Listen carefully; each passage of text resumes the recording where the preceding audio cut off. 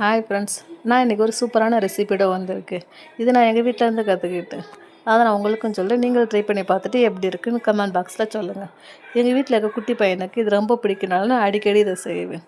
அது இட்லி தோசைக்கு மட்டும் இல்லாமல் சப்பாத்திக்கும் பூரிக்கும் தொட்டுக்கிடலாம். 3 பெரிய சைஸ் உருளைக்கிழங்க வேக வச்சுக்கோங்க. வேக வச்சுட்டு அதை தோலை உரித்து ரொம்ப பொடிசாக நறுக்கி வச்சுக்கோங்க.